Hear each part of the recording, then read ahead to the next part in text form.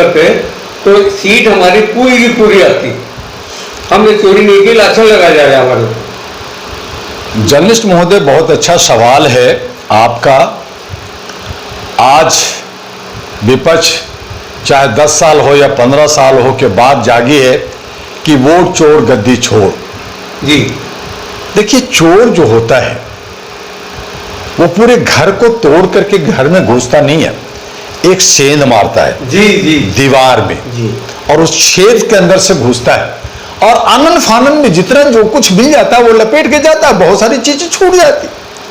तो ये लोग जो है अगर पूरा चोरी करेंगे 543 बन जाएंगे, तब तो भाई पूरा लोकतंत्र को खरीद लिया, पूरा लोकतंत्र को डकैती कर लिया, पूरे विश्व में आ जाएगा कि क्या कोई ऐसा पार्टी, कोई ऐसा लोग नहीं था कि सब हार गए और ये जीत गए। तो ये कुछ छोड़ देते, चोरी करते हैं घर में, सेंध मारा, कुछ मिल गया, कुछ नहीं मिला, तो ये कहते हैं कि देखो जी हमने तो चोरी नहीं की। तो ये जो चोरी है, सेंध मारी चोरी है। कुछ चोरी करते हैं, कुछ नहीं करते हैं। जहां वोट की चोरी है, जहां पे 4 वोट है वहां पे 2 वोट दूसरे को मिल जाए, 3 वोट हमें मिल जाए 5 वोट में से, तो 5 में 3 ले लिया, 2 किसी को दे दिया, तो इसमें अफरा तफरी में बात बनती है। इन्हों का एक जो विश्वास था पिछली बार में कि मैं 400 पार हो, इनके ज्योतिषों बने, इन लोगों के स्टेज था, इनको जो तैयारियां थी कि 400 पार हो, मुझे कोई रोक ही नहीं सकता। तो कई बार सोच गलत हो जाता है या मैनेजमेंट में गलत हो जाता है या इनको डर होता है कहीं पकड़ा ना जाओ, इधर से पुलिस आ रहा होगा या उधर से आ रहा होगा या कोई देख रहा होगा, तो आनन फानन में चप्पल छोड़ के भाग जाते चोर। तो ये इन्हीं में से कुछ चप्पल छोड़ दिए, कुछ सामान छूट गया और उसमें उनको मिल गया, और इस तरह से जहां उनको 40 से ज्यादा नहीं आना था 240 आ गया, तो 200 तो कम से कम टक्कर में मिल गया भाई। तो इस तरह से वोट चोरी हुई है। और ये बात मैंने आज से नहीं, 2013 में जंतर मंतर पे बड़ा सा बैनर लगा करके मैंने कहा था कि ये ईवीएम में चोरी हो रही है, इसको बदला जाए, इसको ठीक किया जाए। हंगामा हुआ था थोड़ा सा, फिर वीवीपैट आया, फिर इन लोगों ने कहा नहीं नहीं ये सबको मैं जीतूंगा हारूंगा, ये होता रहा। और जब इन्होंने कश्मीर में, हरियाणा में, महाराष्ट्र में, झारखंड में जब हारते चले गए तो कहा यार कुछ तो मामला है, तब इंक्वायरी, तब जांच, तब कुछ करना। दूसरी तरफ सारे नेता फंसे, दुनिया भर के मर्डर केस में फंसे, दुनिया भर के केस में फंसे, बोले तो कैसे बोले, तो ये चंगुल में फंसे। तो 15 में मैंने कहा था कि ये सरकार, ये 2-3 लोगों का है, ये कॉरपोरेट का है, ये व्यापारियों का है, ये जनता का नहीं है, इसको हटाओ, भाजपा हटाओ, देश बचाओ का मैंने बहुत बड़ा नारा दिया था। तब उन्होंने कहा ये दुआ जो है पागल आदमी है यार, कभी कहता है ईवीएम हटाओ, फिर कहता है बीजेपी हटाओ, ये पागल हो गया, बकने दो। फिर 10 साल गुजर गया, 15 साल गुजर, अब वही बात जो मेरी पागलपन की बात थी अब इनको अच्छा लग रहा है, तो आप कह रहे हैं वोट छोड़ गद्दी छोड़, अब कह रहे हैं भाजपा छोड़ देश बचाओ, मेरी बात कर रहे हैं। और फिर मैं कल 18 सितंबर को खुल्लम मतों की बात कर रहा हूं, यह भारत की पहली आवाज है और यह आगे अभी नहीं तो आगे जाकर के यही मानना होगा। तभी हमें हिस्सेदारी की जो बात कर रहे हैं कि सामाजिक हिस्सेदारी चाहिए, भागीदारी चाहिए, कैसे, क्यों?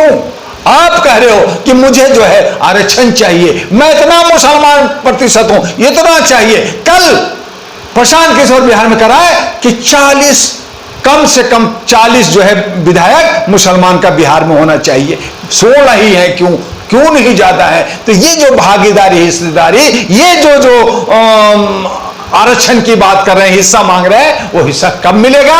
जब खुल्ला होगा कि मुसलमान को वोट दे रहा है, उसको दे रहा है, उसको दे रहा है, फिर उसका सीधा जनगणना होगा, सीधा दिखेगा। अभी तो चोरी हो रहा है, मुसलमान की वोट चोरी, उसकी चोरी, दलित का चोरी। दलित कहते हैं 90%, वोट काउंटिंग होता कहते हैं 9%। तो भाई 90% में 81% जो है फॉरवर्ड ले गए, कैसे ले गए? तो वो अप्रत्यक्ष रूप से जो गुप्त मतदान होता है उसमें पता ही नहीं चलता कि किसका कितना चोरी हुआ, किसका बंटवारा हुआ। अगर खुल्ला होगा तो मैं कहूंगा कि धानुक परिवार हम 100 हैं, 100 वोट किधर गया?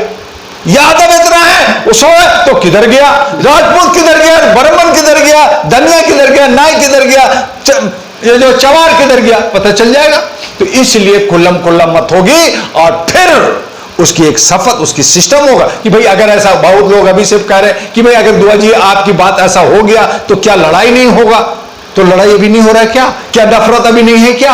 आप उसके लिए कानून बनाइए, उसके लिए व्यवस्था बनाइए कि जो संवैधानिक पद पे बैठेगा वो किसी तरह का प्रचार नहीं करेगा। कोई पार्टी वो संवैधानिक पद पे आने के बाद वो 5 साल अगर सत्ता में रहता है तो वो पूरे भारत का 150 करोड़ का जनप्रतिनिधित्व है। कोई टैग, कोई पार्टी का ये लेकर के कोई प्रचार नहीं करेगा। अगर ऐसा करेगा तो उसकी मेंबरशिप खत्म होगा, उसकी चल संपत्ति जब्त होगा और उस पर कानूनी कार्रवाई होगा, सब ठीक हो जाएंगे।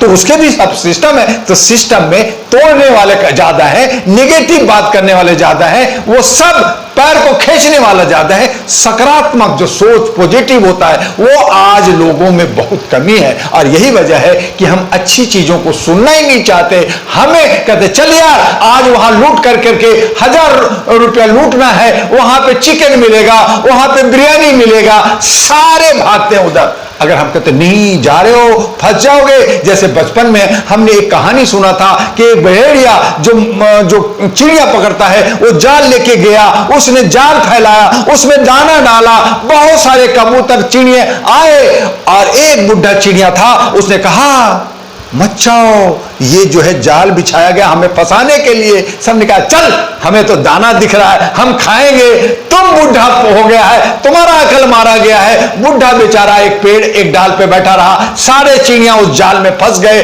और जब भेड़िया ने कहा सब फंस गया मैं खींचूंगा, हाय वो रोने लगे बचाओ बचाओ। बुढ़ा ने कहा मैंने कहा था ना मत जाओ, लालच मत करो। आज हमारी जनता लालच कर रही है, उसमें फंस जा रही है।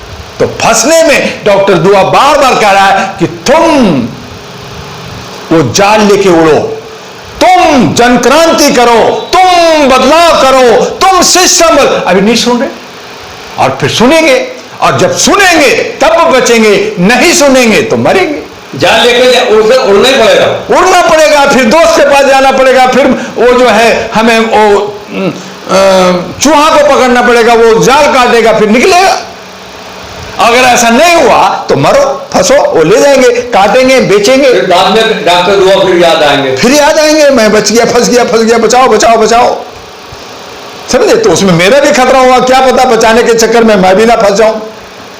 तो इसलिए ये जो सिस्टम है, ये जो कहानियां बचपन में पढ़ाया गया, सिखाया गया, जो भी कहा गया, तो बहुत कठिन है। डगर पनघट की इस पे चलना और संभलना सबके बस की चीज नहीं है।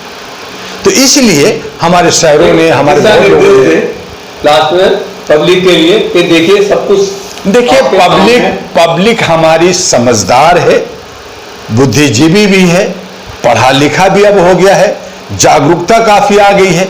लेकिन जब मानसिक गुलाम हो, जब वो बंधा हुआ हो, जैसे फिर एक छोटी सी कहानी से मैं इस बात को खत्म करना चाहूंगा कि एक हाथी बहुत बलवान होता, चिल्लाता, बड़े बड़े लोग डर जाते, वो फूंक मारता है, कितने जानवर साला उड़ जाता है हवा में। लेकिन उसको एक महावत एक सिक्कड़ में बांध के, एक खूंटे में बांध देता है, चिंगारता है। पहले तो वो हाथ में थोड़ा सा मारता है लेकिन नहीं आता, तो वो समझता है कि मैं अब गुलाम हो गया हूं, मैं अब बंधक हो गया, अब चिढ़ाने की जरूरत नहीं, चुपचाप बैठे रहो, कुछ मिलता है खाते रहो। अब फिर वही महावत एक छोटी सी पतली से रस्सी, बल्कि उसका सिकड़ भी हटा देता है, उसके पैर को भी खोल देता है, लेकिन हाथी वही खड़ा रहता है कि मैं तो अभी बंधक हूं, मैं कहां जाऊंगा।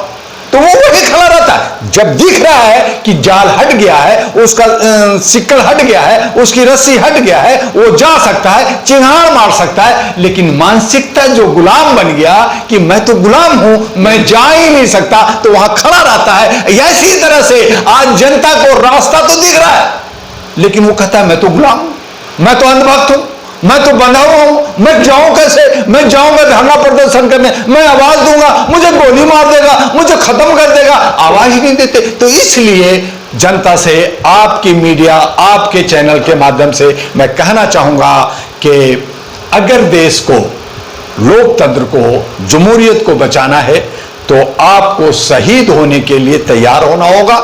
खून, जैसे हमारे सुभाष चंद्र बोस ने कहा था, तुम मुझे खून दो, हम तुम्हें आजादी देंगे। आज सब मिल करके आवाज देंगे तो भी हमारा जमहूरियत बचेगा, तभी हमारा समाज बचेगा। और ये जो संविधान हाथ में लेकर के दिखाते रहते हैं वो बचेगा, नहीं तो नहीं बचेगा। आज तमाम नेता जो संविधान की दुहाई दे रहे हैं, जो धंधाबाजी कर रहे हैं, जो चंदाबाजी कर रहे हैं, चाहे वो फॉरवर्ड हो, चाहे वो बैकवर्ड हो, चाहे वो दलित हो, चाहे अम्बेडकरवादी हो, चाहे जो है वो हमारे बुद्धिस्ट लोग हों, ये सब हमें कहीं ना कहीं धोखा दे रहे हैं। जरूरत इस बात का है कि संविधान का प्रेम्बल, संविधान का मौलिक अधिकार जो हमारा फंडामेंटल राइट्स है, हमारा जो 12 से जो 34 जो आर्टिकल्स हैं, जिसमें समता का अधिकार का 14 है, हमें बोलने की अभिव्यक्ति 19 है, हमें जीने की हक देता है 21 है, हमारा धर्मों में चाहे कोई भी धर्म हो उसकी आस्था रखने का हमें 28 से 32 रखता है। हमारा जो आरक्षण वगैरह मुसलमान है, दलित है, फॉरवर्ड है, उनका 340 341 है। इन सब का अगर सही तरीके से पालन हो, सही तरीके से सरकार, न्यायपालिका और ये विधायिका ये सब काम करे तो एक दिन भारत बेहतर होगा और विश्व का जो हम गुरु बनने की जो चाह रख रहे हैं वो अपने आप पहले गुरु थे, आज भी होंगे और सोने की चिड़िया होगा। और ये सब हमारे कुछ चंद नौजवान कर सकते हैं और इसके लिए हमने अल्टरनेटिव एक नया विकल्प डॉक्टर दुआ बनाया है। बस आइए डॉक्टर दुआ के साथ मात्र 10 लोग जो जुनूनी है, आप आत्महत्या करते हैं, आत्महत्या पाप है, आप पे केस होता है, लेकिन राष्ट्र के लिए अगर आत्महत्या आप करते हैं तो वो शहीदी कहलाता है। शहीद होने के लिए डॉक्टर दुआ के साथ आइए, देश बदलेगा और हम सब बदलेंगे। जय हिंद, जय भारत।